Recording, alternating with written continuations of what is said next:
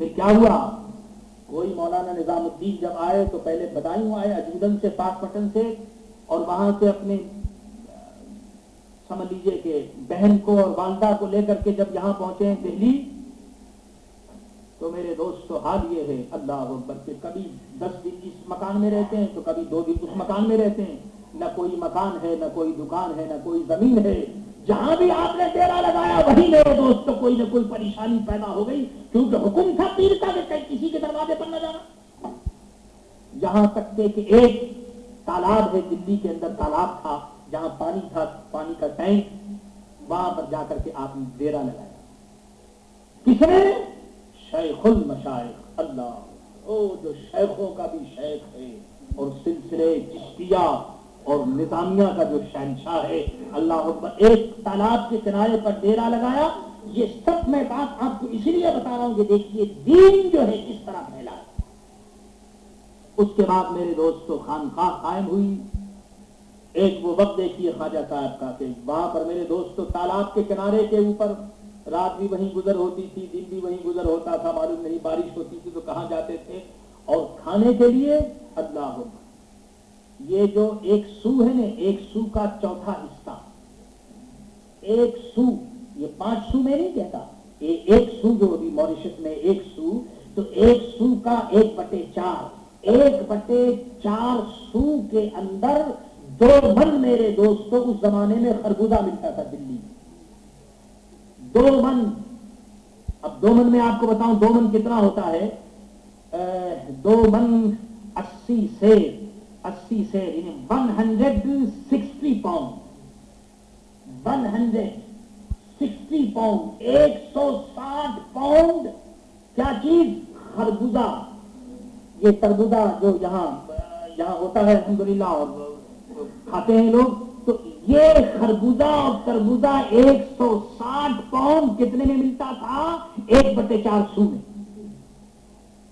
اب آپ بتائیے کہ 1/4 سو میں وہاں 160 پاؤنڈ جو ہے وہ آج سے 700 اور 800 برس پہلے جب وہاں خربوزہ ملتا تھا خواجہ نظام الدین اولیاء کو کھانے کے لیے، لیکن ہوتا کیا تھا؟ ہوتا یہ تھا کہ جب وہ شیخ المشائخ اپنے جیب کو دیکھتے تھے میرے دوستوں تو وہ 1/4 سو بھی نہیں ہوتا تھا۔ 3 وقت میرے دوستوں، 4 وقت ساقوں میں گزرتے تھے۔ یہ تھی ابتدا اس خانقاہی نظام کا۔ اسی زمانے میں ایک بات آ گئی، ابھی تو یہ عالم تھا، اس کے بعد جناب جب یہ خانقاہ قائم ہو گئی تو راوی لکھتے ہیں میرے دوستوں کہ 5-5 ہزار آدمی، آج تو میرے دوستو یہ 400-500 آدمی ہمارے یہاں کھاتے ہیں، 5-5 ہزار آدمی صبح و شام خواجہ صاحب کے لنگر میں کھاتے تھے، اور کوئی ایسا وقت نہیں ہوتا تھا میرے دوستو کہ لنگر کھانے کا چولہا گرم نہ ہو، 24 گھنٹے جناب والا روٹی پک رہی ہو، کھا رہے ہیں۔ تو اب آپ بتائیے کہ یہ روٹیاں کہاں سے پکتی تھی اور یہ لنگر کہاں سے چلتا تھا؟ پیر نے کہہ دیا تھا کہ کسی کے پاس نہ جانا۔ میرے دوستو یہ ایڈمنسٹریشن ہے، روحانی ایڈمنسٹریشن، کہ جس کے ذریعے سے اللہ تبارک و تعالیٰ کو منظور تھا کہ دین کو اور اسلام کو پھیلائے۔ نہ کتابوں سے، نہ کالج کے در سے پیدا، دین ہوتا ہے بزرگوں کی نظر سے پیدا۔ یہ بزرگوں کی نظر سے دین کو پیدا کرنے کے لیے اللہ تبارک و تعالیٰ نے خواجہ نظام الدین اولیاء کو وہاں بھیجا، اور پھر اس کے بعد جناب والا لنگر بٹے اور لنگر کھانے کا سلسلہ جاری ہوا۔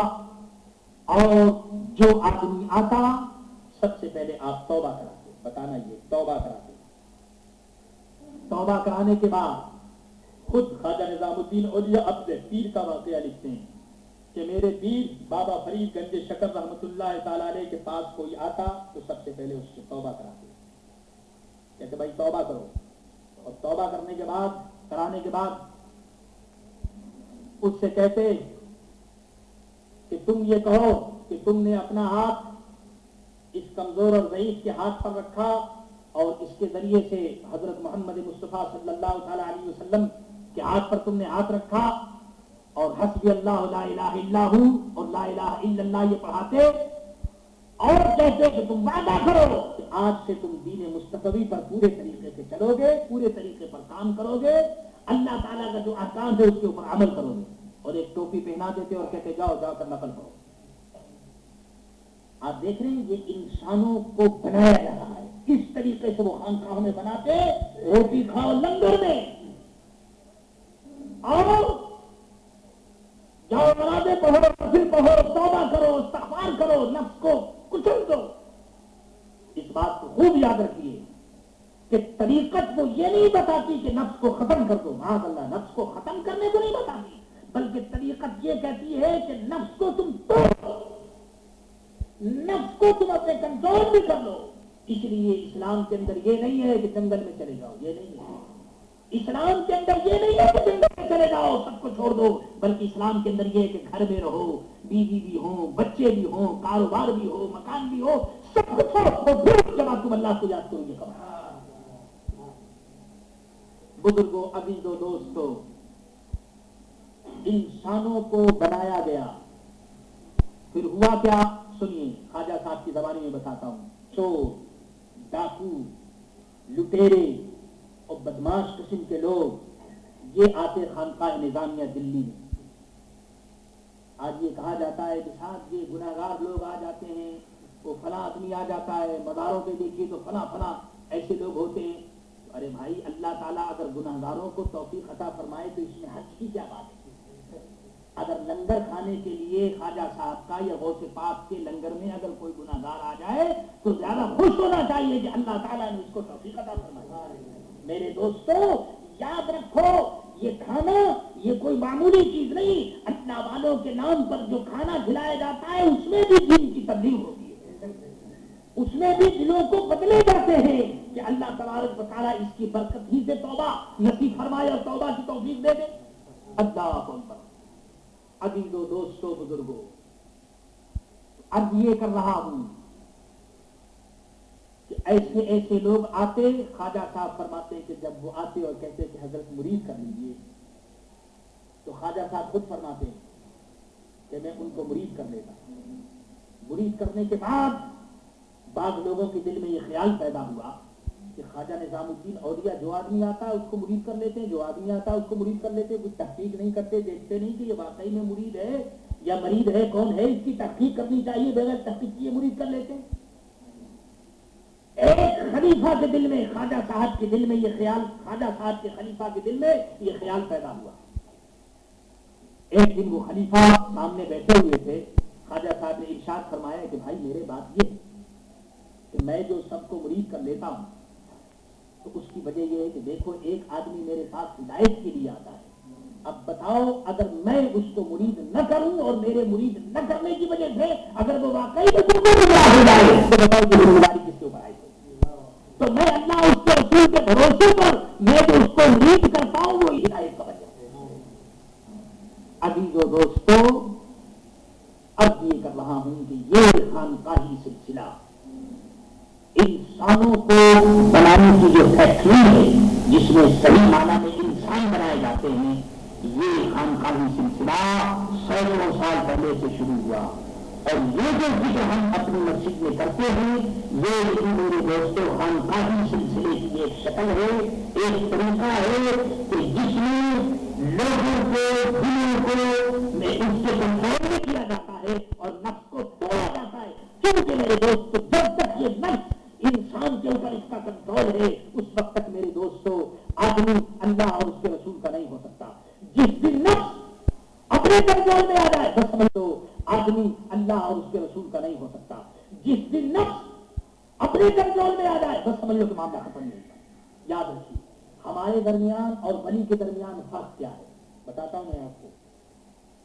حضرت جنید بغدادی سے، حضرت جنید بغدادی رحمت اللہ تعالی علیہ سے کسی نے کہا کہ حضور یہ تو بتائیے اللہ تعالیٰ تک کیسے پہنچا جائے؟ ارشاد فرمائے کہ بھائی اللہ تعالیٰ تک پہنچنے کا آسان راستہ ہے، دنیا کو چھوڑ دو اللہ تعالیٰ تک پہنچ جاؤ گے۔ اللہ تعالیٰ تک پہنچنے کا بہترین راستہ ہے دنیا کو چھوڑ دو اللہ تعالیٰ تک پہنچ جاؤ گے۔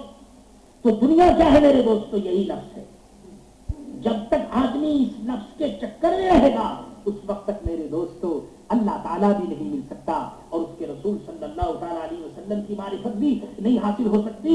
تو آدمی نفس پر جب کنٹرول کر لے تو ولی اور ہمارے درمیان فرق یہ ہے کہ ولی وہ ہوتا ہے کہ جس کا نفس اس کے کنٹرول میں ہوتا ہے، اس کو کوئی دھوکہ نہیں دے سکتا۔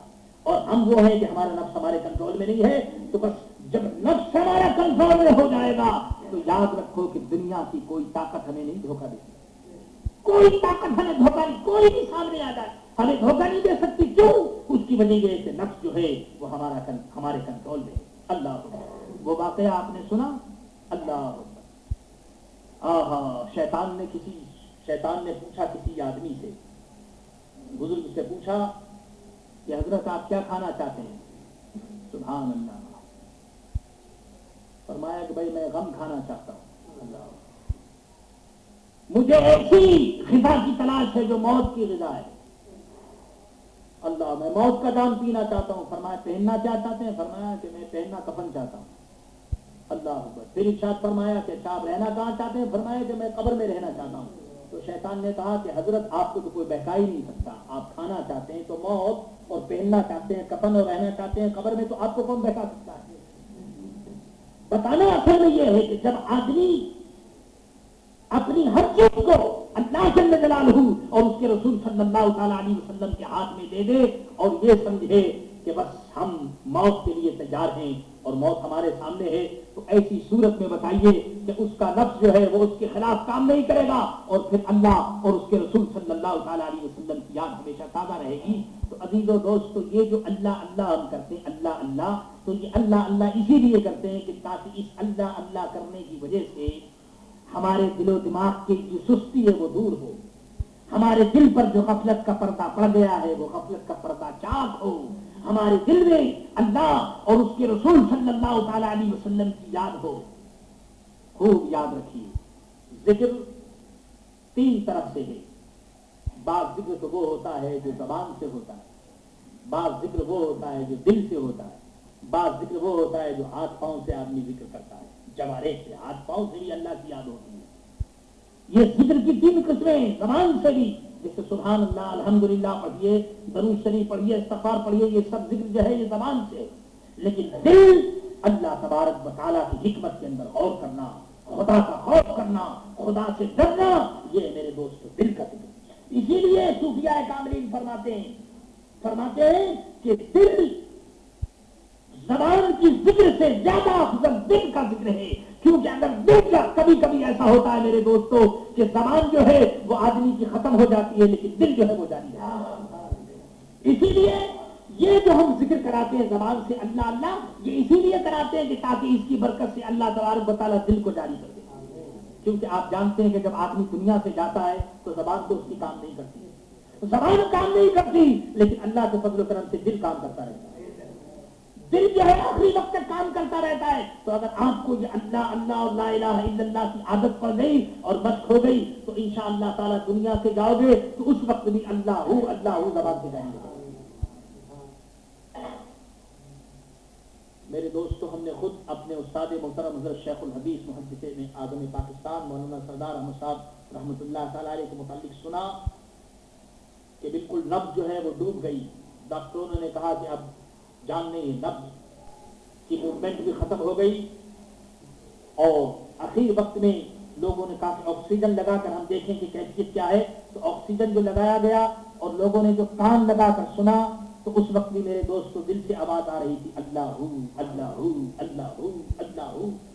تو معلوم یہ ہوا کہ زبان کبھی کبھی آدمی کی بند ہو جاتی ہے لیکن دل وہ ہمیشہ جاری رہتا ہے. تو خدا توفیق دے تو زبان سے ذکر کرو اور کوشش کرو کہ دل سے اپنے رب کو ہمیشہ یاد کرو, اور دل سے رب کو اس وقت یاد کرو گے کہ دل میں بھی رب ہوگا. جب دل میں رب نہیں ہوگا تو بتاؤ دل میں کیسے خدا کو یاد کرو. تمام معاملہ تو بھائی یہاں تو دل کے اوپر ہے. جب رب ہو دل میں, جب خدا دل میں ہو تو جبھی تو خدا کو یاد کرو گے. یاد رکھو, جو ذکر کرنے والا ہے اس کو کہتے ہیں ذاکر. ذاکر, ذکر اور مذکور یہ تین چیزیں ہیں. ذکر اللہ اللہ جو کرتے ہیں اللہ یہ تو ذکر ہے. جو یاد کرنے والا ہے, ذکر کرنے والا ہے وہ ہے ذاکر, اور جس کو یاد کرتے ہیں وہ ہے مذکور. تو یہ تین چیزیں ہوتی ہیں, ذاکر, ذکر, ذاکر, مذکور, طلب, طالب, مطلوب, یہ تین چیزیں. جب آدمی ذکر کرتا ہے تو وہ ہوتا ہے ذاکر, اور جس کا ذکر کرتا ہے وہ ہوتا ہے مذکور. جب آدمی طلب کرتا ہے تو وہ ہوتا ہے طالب, اور اس کے سامنے ہوتی ہے طلب اور جس کو وہ چاہتا ہے وہ ہوتا ہے مطلوب. تو جب خدا کا یاد کرنے والا جب خدا کو یاد کرتا ہے تو وہ ہوتا ہے ذاکر, خدا اس کا ہوتا ہے مذکور, اور خدا کی یاد جو ہوتی ہے وہ ہوتا ہے ذکر.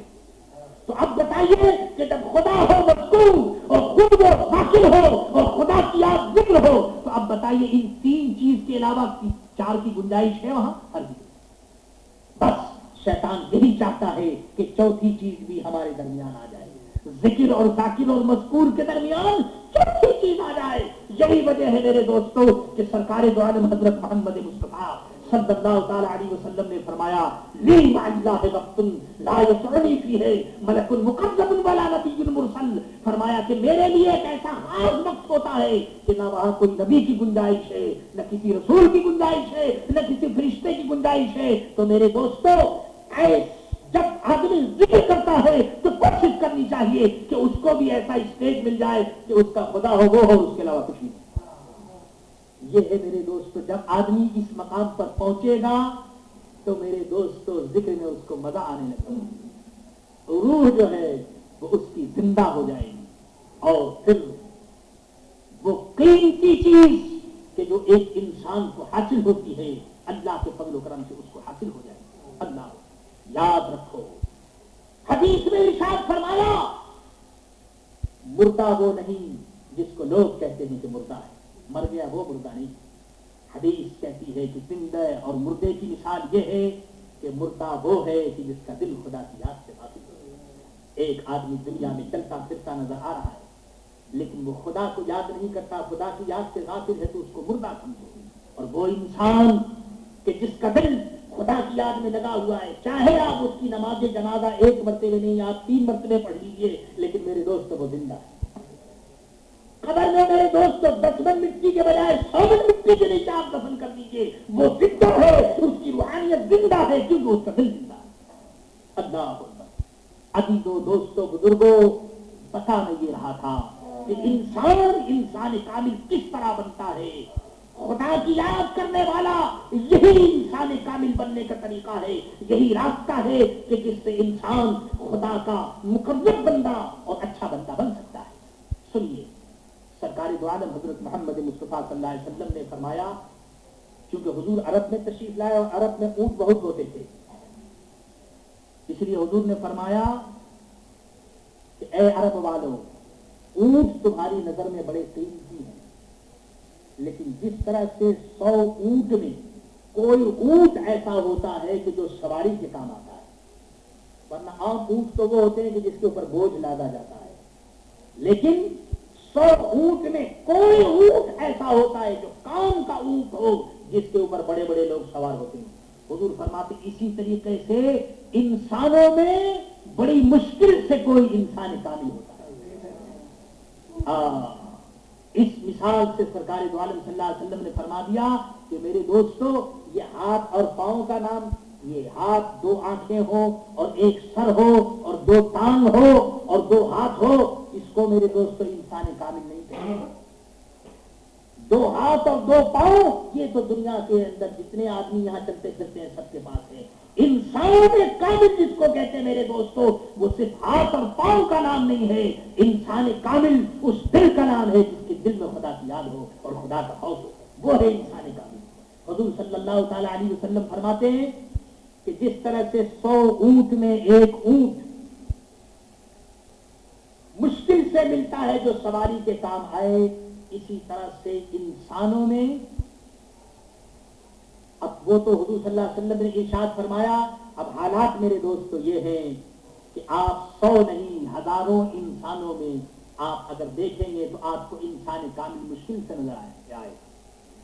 خواجہ اجمیری رحمت اللہ تعالی علیہ, اللہ وہ تو خواجہ خاندان تھے کہ جب وہ وہاں سے چلے میرے دوستو, درہ خیبر سے جب لاہور آئے تو ان کو ایک انسان کامل داتا گنج بخش علی اجمیری مل گئے, اور وہاں انہوں نے چلہ کھینچا, اور چلہ کھینچنے کے بعد میرے دوستو انسان کامل کی زیارت ہو گئی.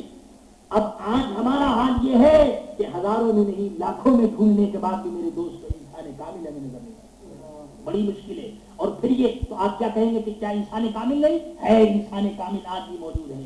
دنیا جو ہے میرے دوست کبھی انسان کامل سے خالی نہیں ہوئی، کیونکہ جس دن انسان کامل نہیں ہوگا اس دن یہ دنیا نہیں ہوگی۔ دنیا میں انسان کامل تو ہے، لیکن اب سوال یہ ہے کہ پہلے زمانے میں انسان کامل کو دیکھنے والی نظر تھی، آج کے زمانے میں وہ نظر نہیں۔ پہلے زمانے میں میرے دوستوں، اب آخر آپ خیال تو فرمائیے، آخر وہ لوگ بھی تو تھے، آپ سوچیے کہ حضور غوث اعظم رضی اللہ تعالیٰ عنہ تشریف لے جا رہے ہیں اور پیچھے سے چور آ گیا اور اس نے جبے کو پکڑ لیا، دیکھا کہ ایک آدمی کو جھومتا ہوا جا رہا ہے، فرمایا کہ جبہ جو ہوگا یہ بھی بڑا قیمتی ہوگا، 500 اشرفی اور پھر ہم کو یہ جبہ مل جائے گا۔ تو چور کو تو سمجھ لیجیے کہ اپنی چوری سے کام، انہوں نے کہا کہ چلو یہ فقیر جا رہا ہے اور کچھ نہیں تو جبہ ہی ہاتھ آ جائے۔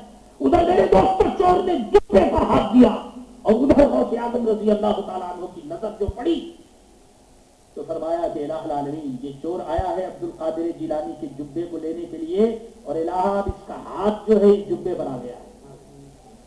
خداوند عالم آنے والے کی نیت تو بغیر نہیں ہے، لیکن چونکہ نسبت اس ہاتھ کو اس جبے سے پیدا ہو گئی ہے، خداوند عالم اب تجھے اس جبے کا واسطہ اس کے دل کو بدل دے۔ اب آپ دیکھیے کہ وہ آیا تھا چوری کرنے کے لیے، لیکن خدا کی قدرت کہیے، اللہ تبارک و تعالیٰ کا فضل کہیے کہ اس کے اوپر فضل ہو گیا، استعداد موجود تھی، صحیح معنوں میں توبہ کی اور واقعی میں وہ ولی کامل ہو گیا۔ تو میرے دوستوں بتانا یہ ہے کہ جب آدمی کے اندر استعداد موجود ہو، صحیح معنوں میں توبہ کرے اور پھر اللہ والے کی نظر بھی شامل حال ہو جائے تو بات بن جایا کرتی ہے۔ وہ حدیث آپ نے سنی ہوگی کہ ملائکہ کا ایک گروپ جو ہے وہ دنیا کے اندر پھرتا ہے، اور حدیثوں میں آیا ہے کہ وہ حلقہ ذکر کو دیکھتا ہے۔ یہ حدیثوں کے الفاظ ہیں، حلقہ ذکر کے کہاں حلقہ ذکر ہو رہا ہے۔ یہ حلقہ ذکر میرے دوستوں یہ کوئی نئی چیز نہیں ہے، سرکار دو عالم صلی اللہ علیہ وسلم کے زمانے میں، صحابہ کے زمانے میں، ہر زمانے میں لوگ خدا کو یاد کرنے کے لیے ایک سرکل بنا کر بیٹھتے تھے۔ حلقہ کہتے ہیں سرکل کو، تو حلقہ ذکر کا مطلب یہ ہے کہ اللہ کو یاد کرنے کا جو سرکل ہے، تو ہم لوگ بھی الحمدللہ لائن بنا کر بیٹھتے ہیں اور قاعدے کے ساتھ اللہ اللہ کرتے ہیں۔ تو وہ فرشتوں کی جماعت وہ ڈھونڈتی ہے کہ کہاں اللہ والوں کا کوئی ایسا سرکل مل جائے جس میں خدا کو یاد کیا جاتا ہے۔ ڈھونڈتے ڈھونڈتے جہاں ایسی جماعت ملتی ہے وہاں فرشتوں کی جماعت آ جاتی ہے اور آن کر کے وہاں پر اپنے رحمت کے پر پھیلا کر بیٹھ جاتی ہے۔ اس پر خدا کی رحمت کا نزول ہوتا ہے۔ آپ نے دیکھا ہوگا کتنی پریشانی ہو، ذکر کی مجلس میں آن کر بیٹھ جائیے، پریشانی ختم ہو جائے۔ بعض لوگوں کو میرے دوستوں اس کی عادت پڑ گئی ہے، جب تک وہ ذکر نہ کریں ان کو چین نہیں آتا، چاہے گھر میں بیٹھے ہوں، چاہے موٹر میں جا رہے ہوں، چاہے آفس میں بیٹھے ہوئے ہوں، ان کو ذکر کرنا چاہیے، کیونکہ ایک تعلق جو پیدا ہو گیا ہے، جب تک وہ ذکر کریں گے نہیں۔ اور پھر میرے دوستوں اور یاد رکھیے کہ ذکر کرنے میں بڑا مزہ آتا ہے، آدمی تنہائی میں ہو اور ذکر کرے، یاد رکھو ذکر کرنے والا جب تم خدا کو یاد کرو گے تو اللہ تعالیٰ بھی تمہیں یاد کرے گا، اور اللہ تو ویسے بھی ہر وقت تمہیں یاد کرتا ہے۔ یاد رکھو مقصد یہ ہے کہ تم اللہ تبارک و تعالیٰ کو اپنی شان کے اعتبار سے یاد کرو گے تو اللہ تعالیٰ اپنی شان کے اعتبار سے تمہارا چرچا کرے گا۔ اب آپ دیکھ لیجئے اللہ تعالیٰ کو یاد کرنے کا کیا مطلب ہے، بتائیے۔ ہم اللہ کو یاد کرتے ہیں تو اللہ ہمیں یاد کرے گا، کیا مطلب ہے؟ اللہ کے یاد کرنے کا کیا مطلب ہے؟ مطلب یہ ہے کہ تم اگر اللہ کو یاد کرو گے تو اللہ تعالیٰ تمہارا چرچا کر دے گا۔ چنانچہ دیکھ لیجیے کہ جتنے اللہ والے قبروں میں لیٹے ہوئے ہیں، جب وہ دنیا میں زندہ ہوتے ہیں تو جتنے آدمی ان کو جانتے ہیں، لیکن انتقال کے بعد تو پوری دنیا ان کو جانتی ہے۔ اللہ تعالیٰ ان کو چرچا کرتا ہے، اللہ تعالیٰ ان کو شورا کر دیتا ہے کہ اے میرے ولی، جب تک تو دنیا میں تھا تو میرے بندے کو میرے پاس بھیجتا تھا، اب تو دنیا سے چلا گیا، میں تیرے بندے کو تیرے پاس بھیجوں گا، اپنے بندے کو تیرے پاس بھیجوں گا۔ اللہ سبحان اللہ، تیرے غلام تیری بارگاہ میں جائیں گے۔ چنانچہ جسے دیکھیے وہ آستانوں پر کھنچتا ہوا چلا جا رہا ہے۔ تو یہ سب چیزیں کیا ہیں؟ یہ سب تصرفات تو ہیں اللہ اکبر، کہ اللہ تعالیٰ اپنے نیک بندوں کے اندر اس قسم کی قوت عطا فرماتا ہے کہ وہ تصرف کرتے ہیں۔ تو بات میں عرض کر رہا تھا کہ خدا کی یاد، کہ جب بندہ خدا کو یاد کرتا ہے اور اللہ اللہ کرتا ہے تو انسان کامل اس وقت ہو جاتا ہے کہ خدا کے علاوہ کوئی دوسری چیز نہ رہے، اور جب آدمی انسان کامل ہو جائے تو پھر سبحان اللہ۔ تو فرمایا کہ وہ فرشتے آتے ہیں اور رحمت کے پر وہاں پھیلا دیتے ہیں اور بیٹھ جاتے ہیں۔ جب اللہ کی بارگاہ میں جاتے ہیں تو اللہ تعالیٰ ان سے پوچھتا ہے کہ بتاؤ تم دنیا میں گئے تھے، تم نے کیا دیکھا؟ فرشتے عرض کرتے ہیں خدا بند عالم، میں نے ایک سرکل دیکھا جو تجھے یاد کیا جا رہا تھا، میں نے اس سرکل میں جا کر کے میں نے لوگوں کو دیکھا۔ رب فرماتا ہے کہ اچھا، تو جو لوگ تھے میں نے اپنے ذکر کی برکت سے سب کو بخش دیا۔ فرشتے عرض کریں گے خداوند عالم ایک آدمی اس میں ایسا تھا کہ جو بائی چانس اس میں آ گیا تھا بائی دی وے، وہ کہیں اور جا رہا تھا، اس کا مطلب اس میں آنے کا نہیں تھا، لیکن ویسے ہی وہ تماشا دیکھنے کے لیے آ گیا. تو رب فرمائے گا کہ بھائی ٹھیک ہے وہ بائی دی وے آ گیا یا ویسے ہی آ گیا یا ویسے ہی اس نے دیکھنے کے لیے آ گیا، لیکن یاد رکھو اے میرے فرشتوں کہ بات یہ ہے کہ یہ میرے بندے ایسے ہیں کہ جو ان کے ساتھ بیٹھتا ہے وہ بھی شقی نہیں ہوتا، ان کے ساتھ تو وہ آ گیا. آپ نے دیکھا ہوگا جہاں پر یہ جوا ہوتا ہے، جوا اور یہ شراب وغیرہ کے کام ہوتے ہیں، معاذ اللہ بچائے، کیونکہ بدقسمتی سے آج یہ جوا اور شراب یہ جتنے کام ہیں اس میں اگر آپ پرسنٹیج دیکھیں گے تو مسلمانوں کا پرسنٹیج زیادہ ہے. غیر قوموں ہم بدنام جو کرتے ہیں جناب والا، مسلمان تو بس اس فراق میں لگا ہوا ہے، وہ کہتا ہے ہم مسلمان ہیں، بس بات ختم ہو گئی. مسلمان بھی وہ ہے، خدا بھی اس کا ہے، رسول بھی اس کا ہے، جنت بھی اس کا ہے، باقی نماز روزہ حج و زکات یہ سب کافر پڑھیں گے، سب کافروں کے حق میں ہے. نماز پڑھنا روزہ اچھے کام کرنا وہ غیر قوم کریں گے، لیکن جتنے برے کام ہیں وہ سب مسلمانوں کے مقدر میں ہے. اللہ تعالیٰ اس قوم کو ہدایت دے. یاد رکھو اگر آج بھی مسلمان ان بری باتوں سے نہ سمجھا تو وہ وقت آئے گا کہ اگر کوئی امداد کسی سے مانگو گے تو کوئی امداد دینے والا بھی نظر نہیں آئے. پھر ہم یہ کہتے ہیں کہ جی اللہ تعالیٰ کا ہم پر فضل نہیں. بھائی فضل تو جب ہوگا جب ہم اس قابل ہوں. فضل ویسی گھر بیٹھے کو تھوڑی فضل ملتا ہے، جب تک ہم اس قابل نہیں ہوں گے تو اللہ کا فضل کیسے ہوگا. آپ نے دیکھا کہ جنگ بدر میں مسلمان، ہمارا ایمان ہے کہ اگر مدینہ طیبہ میں وہ بیٹھے ہوتے تو پھر بھی اللہ تعالیٰ ان کو فتح عطا فرما دیتا، لیکن اس کے باوجود وہ مدینہ طیبہ سے نکل کر کے جنگ بدر میں آئے، انہوں نے اپنی جانیں دی، سب کچھ کیا، اس کے بعد اللہ تعالیٰ کی امداد ان کے ساتھ ہوئی. تو آج بھی میرے دوستوں مسلمانوں کا یہ حال ہے. میں بتا رہا تھا کہ جہاں یہ جوا ہوتا ہے اور شراب وغیرہ اور اس قسم کی چیزیں ہوتی ہیں انلیگل طور پر، تو وہاں پر اگر پولیس اگر آ کر چھاپا مارے تو جو آدمی کام کرتا ہے وہ بھی پکڑا جاتا ہے، اور جو تماشا دیکھنے والے ہوتے ہیں اس کو بھی پولیس پکڑ لیتی ہے. کیونکہ اگرچہ وہ کام تو نہیں کرتا لیکن وہ وہاں کھڑا ہوا ہے. تو بروں کی صحبت میں میرے دوست جو ہوتا ہے وہ بھی پکڑا جاتا ہے. تو اے خدا کے بندو، جب بروں کی صحبت میں بیٹھنے سے آدمی پکڑا جاتا ہے تو اللہ والوں کی صحبت میں اگر بیٹھنا بھی ہمیں آ جائے تو یہ بھی ہماری نجات کے لیے کافی ہے. ہاں صحبت صالح ترا صالح کند، صحبت صالح ترا صالح کند. برے آدمی کی جو سوسائٹی ہے وہ آدمی کو برا کر دیتی ہے، اور اچھے آدمیوں کی سوسائٹی میں بیٹھنے سے آدمی اچھا ہو جاتا ہے. میرے دوستو آؤ، طریقت بجز خدمت خلق نے، طریقت بجز خدمت خلق نے، بتسبیح و سجادہ و دلق نے. ہمارے بزرگوں نے فرمایا کہ طریقت جو ہے وہ خدمت خلق کا نام ہے. آدمی دنیا کو چھوڑ کر کے، سب کام کو چھوڑ کر کے اور خالی دنیا کو دکھانے کے لیے تسبیح اور مصلی لے کر آدمی بیٹھ جائے، گدڑی پہن لے، اور میرے دوستوں وہ حقوق العباد ادا نہ کرتا ہو تو فرمایا اس کا نام طریقت نہیں ہے. طریقت جو ہے میرے دوستوں اللہ والوں کی خدمت کرنی، اللہ کے بندوں کی خدمت کرنے کا نام طریقت ہے. سنیے ایک حدیث میں آپ کے سامنے پیش کرتا ہوں. یہ میں اس لیے عرض کر رہا ہوں کہ ہمارے بزرگوں نے ہمیں خدمت خلق کرنا سکھایا ہے. انہوں نے خانقاہیں قائم کی، اسی لیے قائم کی کہ وہ اللہ کے بندوں کی خدمت کریں. ایک حدیث میں آیا ہے اللہ تبارک و تعالیٰ ایک شخص سے پوچھے گا کہ اے شخص یہ بتا کہ میں بیمار تھا، تو نے میری عیادت نہیں کی، تو مجھے دیکھنے کے لیے نہیں آیا؟ وہ کہے گا خدا بند عالم تو بیمار کیسے ہو سکتا ہے؟ الہ العالمین تیری شان بڑی بے نیاز ہے، تو کیسے بیمار ہو سکتا ہے؟ الہ العالمین تو بیمار نہیں ہو سکتا، تو تو غنی ہے، اللہ الصمد ہے، بے نیاز ہے، ان چیزوں سے پاک ہے. رب فرمائے گا اے میرے بندے، تجھے معلوم تھا کہ ایک بندہ میرا بیمار ہو گیا تھا، ایک میرا بندہ بیمار ہو گیا تھا، تو نے اس کی جا کر دیکھ بھال نہیں کی، عیادت نہیں کی. اگر تو اس کی دیکھ بھال جا کر کرتا، عیادت کرتا تو تو مجھے وہاں پا لیتا. آپ دیکھ رہے ہیں خدمت خلق کا ذریعہ ہمیں بتایا جا رہا ہے کہ کسی بیمار کو دیکھنا بشرطے کی نیت اچھی ہو. اور بیمار بھی میرے دوستوں کو بے دین نہ ہو، مسلمان ہو، سنی سیو لکیرا ہو، ورنہ تو بے دینوں کو اور ایسے لوگوں کو جو معاذ اللہ اس کے رسول کے گستاخ وہاں جانے کا سوال ہی پیدا نہیں ہوتا. تمہارا عرض یہ کرنا ہے کہ रब ने फरमाया कि तू अगर उस बीमार के पास मेरे बंदे के पास आता तो मुझे वहां पा लेता। फिर रब फरमाएगा कि ए बंदे तू ये बता, मैं भूखा था, तूने मुझे खाना नहीं खिलाया। रब वो बंदा कहेगा इलाहुल आलमीन तू कैसे भूखा हो सकता है, तेरी ये शान नहीं, तू तो तमाम कायनात को खाना खिलाता है, तू राज़ी है, तू कैसे भूखा हो सकता है। फरमाया ए मेरे बंदे, मेरा एक बंदा भूखा था, उसने तुझसे खाना मांगा था, तूने उसको खाना नहीं खिलाया। अगर तू उसको खाना खिला देता तो आज तू उसका अजर यहाँ पा लेता, क़यामत में रब पूछेगा।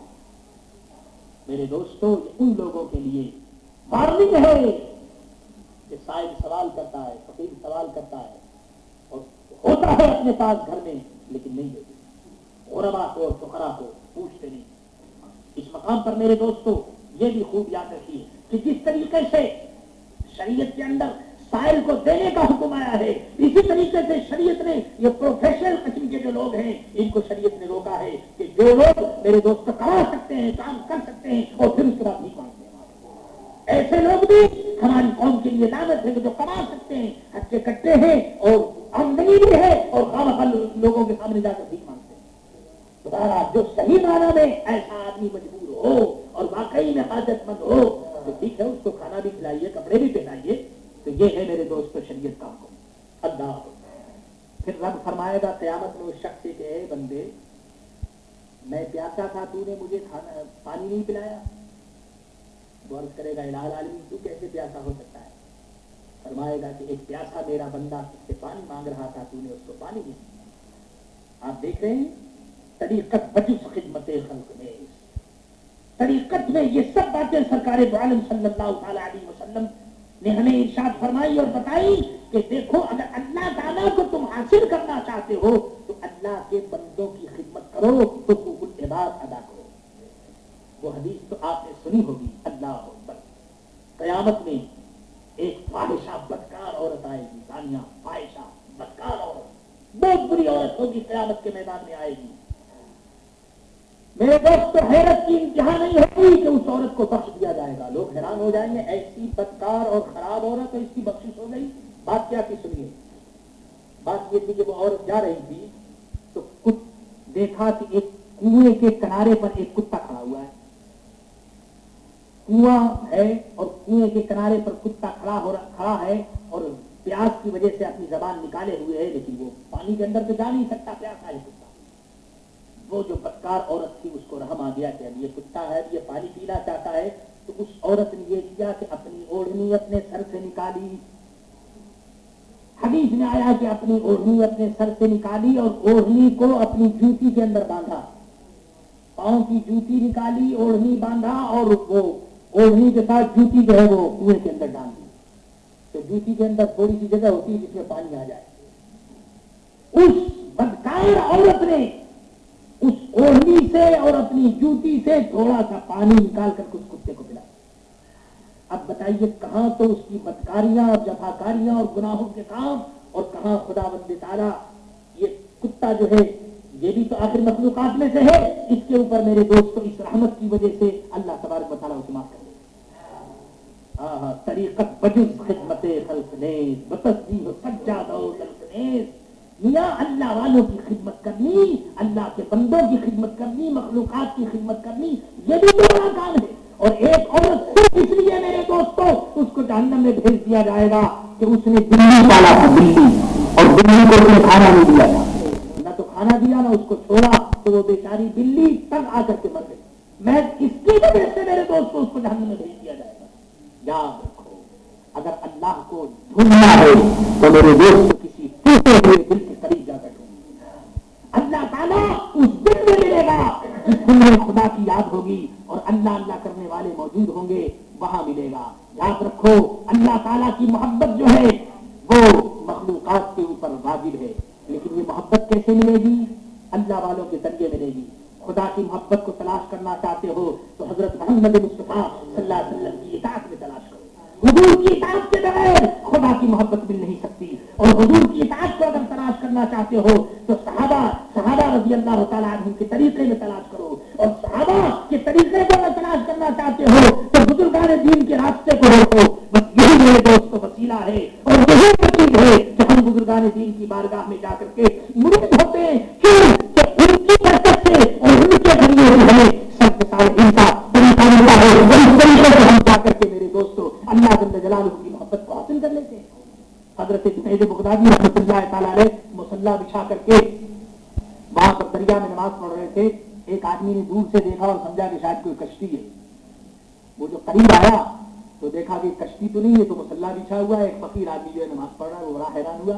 तो हजरत जुनैद बगदादी ने फरमाया कि भाई क्या चाहते हो तुम? उन्होंने कहा हजरत चाहता कुछ नहीं, चाहता तो ये हूं कि दरिया को मैं पार कर जाऊं। हजरत जुनैद बगदादी ने फरमाया अच्छा भाई तो अगर ये तुम चाहते तो आ जाओ, यहीं पर मुसल्ले पर आ जाओ। उन्होंने कहा हजरत मुसल्ले पर कैसे आएंगे? दरिया पार करने के लिए तो कश्ती की जरूरत होती है, तो ये मुसल्ले के ऊपर खड़े होकर के हम दरिया कैसे पार कर लेंगे? हजरत जुनैद ने फरमाया कि भाई तुमको कश्ती से मतलब है या दरिया पार करने से मतलब है? तुम मुसल्ले के ऊपर आ जाओ, लेकिन एक शर्त यह है कि जब तुम मुसल्ले के ऊपर आओगे तो बस ये मुसल्ला जो है कश्ती की तरह चलने लगेगा और तुम ये कहने और तुम रास्ते में ये कहना या जुनैद या जुनैद या जुनैद या जुनैद या जुनैद। जैसे हम कादरी कहते हैं या शेख अब्दुल कादिर जिलानी शहनिल्लाह या शेख अब्दुल कादिर जिलानी शहनिल्लाह। हजरत जुनैद ने फरमाया कि शख्स मुसल्ले पर बस या जुनैद कहते हुए दरिया पार कर जाओगे तुम। उसने ख्याल किया कि भाई अजीब बुजुर्ग हैं ये, अच्छा ये तो आसान सी बात है। वो मुसल्ले पर गया, वाकई में मुसल्ला जो है वो चलने लगा। मुसल्ला जब चलने लगा और वो रास्ते में या जुनैद वो बेचारा कहता हुआ जा रहा था। अब जानते हैं शैतान तो हर जगह होता है ना। शैतान ने दिल में ये बात पैदा की कि भाई तुम या जुनैद कह रहे हो तो फिर या अल्लाह क्यों नहीं कहते? भाई मकसद तो या अल्लाह से है, तो ये बीच में या जुनैद खुदा के बंदे का तुम नाम ले रहे हो, या अल्लाह क्यों नहीं कहते? आखिर ये इनडायरेक्ट ये इतना लंबा जाने की क्या जरूरत है? खुदा को तुम डायरेक्ट याद क्यों नहीं करते? जैसे ही ये ख्याल आना था बस वैसे ही उसने जैसे ही अल्लाह जबान से निकला वैसे ही देखा कि वो डूबने लगा। हजरत जुनैद ने पहले हाथ पकड़ा और कहा बेवकूफ क्या बात करता है, जो मैंने बताया वही पर या अल्लाह जरूर या जुनैद पढ़ता चल। किनारे वो पार लग गया तो उसने पूछा कि हजरत बात क्या है? फरमाया कि मियां तुम जुनैद को तो पहचानते नहीं तो अल्लाह को कैसे पहचानते? अरे तुम जिस स्टेज में हो उस स्टेज की बात करो। तुम जमीन पर रहने वाले, स्टेज तुम्हारा ये है, तुम समझते हो कि अल्लाह, पहले जुनैद को पहचानो फिर तुम अल्लाह को पहचानो। पीर